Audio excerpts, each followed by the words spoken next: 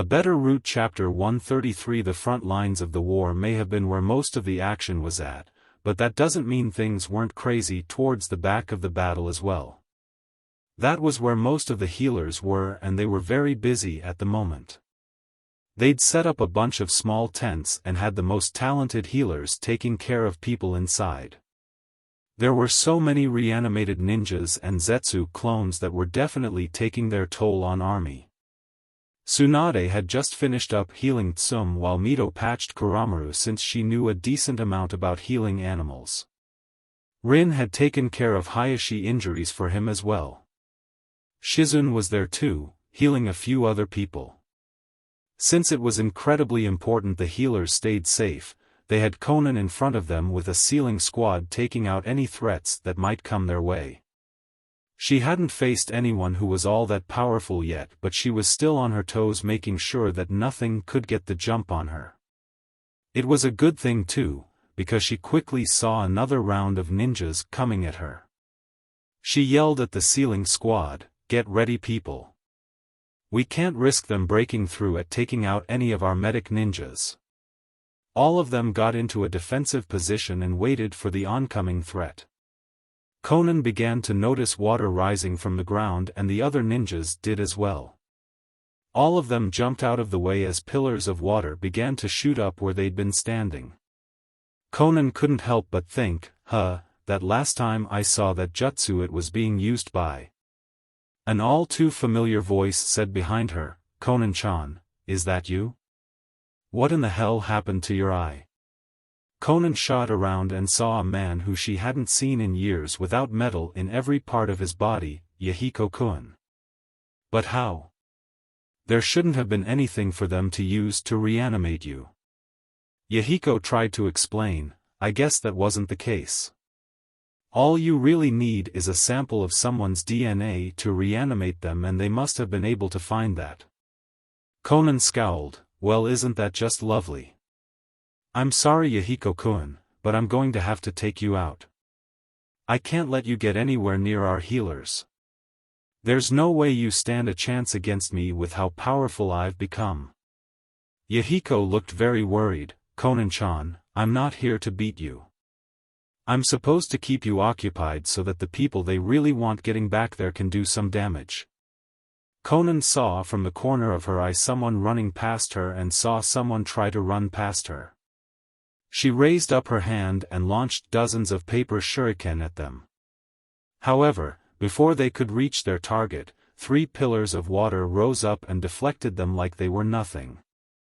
Conan turned back to her old friend, "Well, it looks like I'm going to have to take you out before I can go and chase after them, aren't I?" Yahiko pulled his sword off of his back, "Yes you are.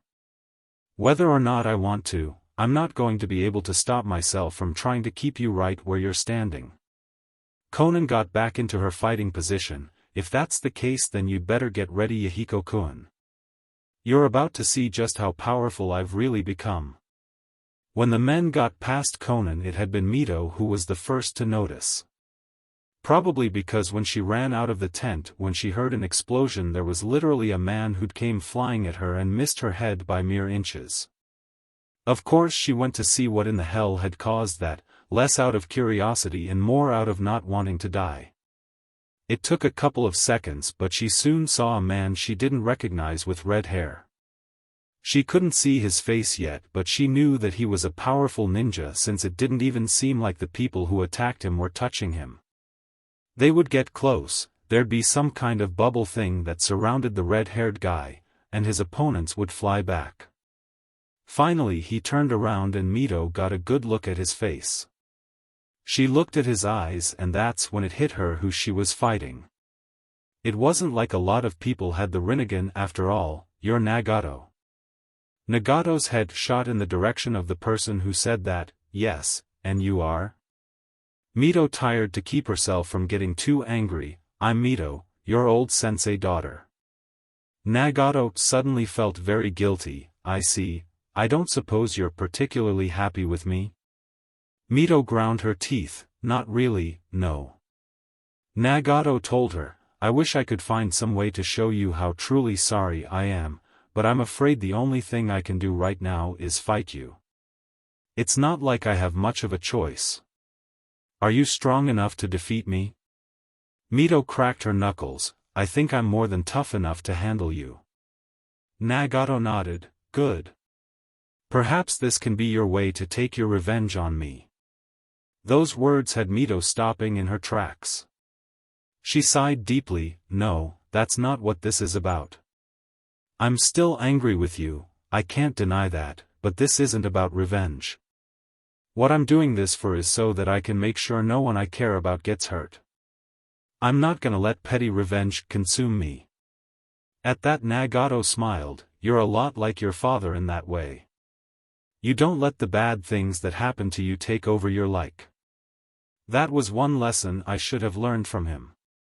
I couldn't handle what the world threw at me, and rather than doing what Yahiko asked of me and trying to bring true peace to the world, I let myself fall into the darkness.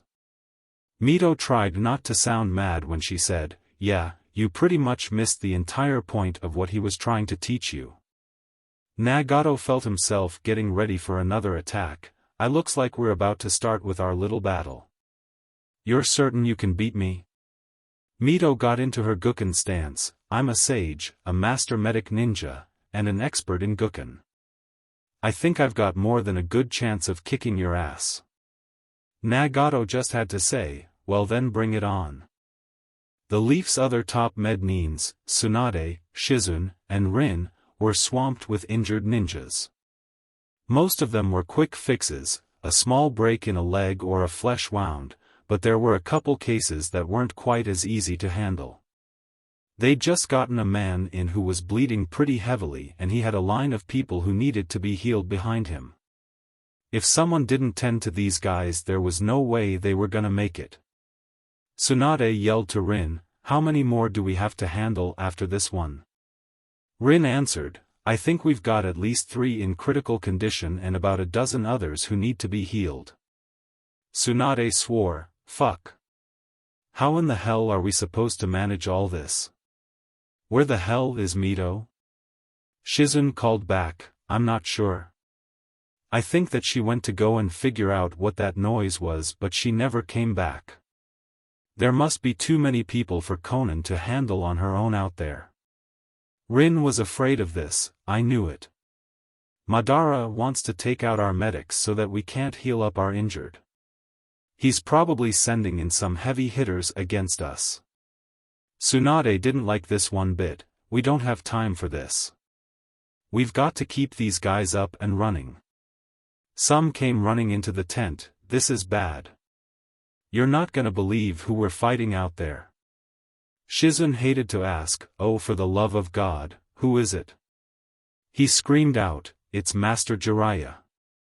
They revived Master Jiraiya. That caught Tsunade's attention. They brought that sweet old pervert back.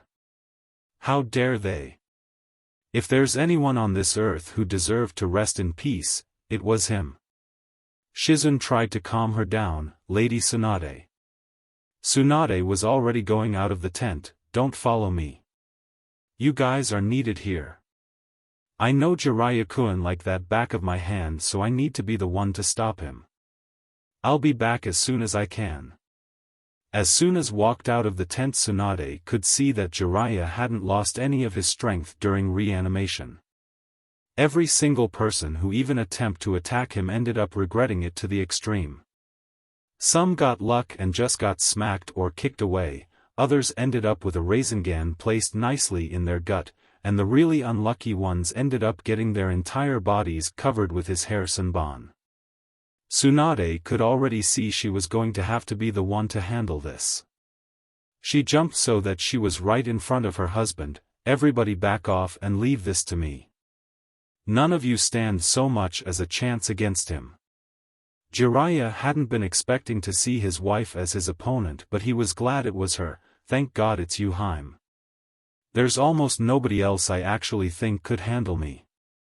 Tsunade had something she wanted to ask him. Jiraiya-kun, there's something I've got to ask you before we start, but I need you to know before I ask it that I love you and that I always will. Jiraiya was already making hand seals. I can't decide it when we start fighting, but of course I'll answer any question you've got. Tsunade watched as he summoned a toad and stood on top of it. In response she summoned a slug of her own. When you went to the afterlife, did you see Dan there? Jiraiya understood why she was nervous now. He wasn't angry at her for asking, he knew she would always love Dan and it would be wrong of him to ask her not to. However, she knew that she'd always love him as well. Yeah, he was. Tsunade asked timidly, was angry at me, for marrying you? Jiraiya smiled at her. No, he was angry at you when you left the leaf and ran from your past. He actually thanked me for making you happy again. It took some doing, but we worked something out for when we all get to the afterlife. Tsunade breathed a sigh of relief. Oh, thank goodness. Jiraiya's toad started to charge at her. Hope you're ready, Haim, because I can't hold back. Tsunade smirked at her husband, as if you old toad. Time to show you what these slugs can do. See you in the next one.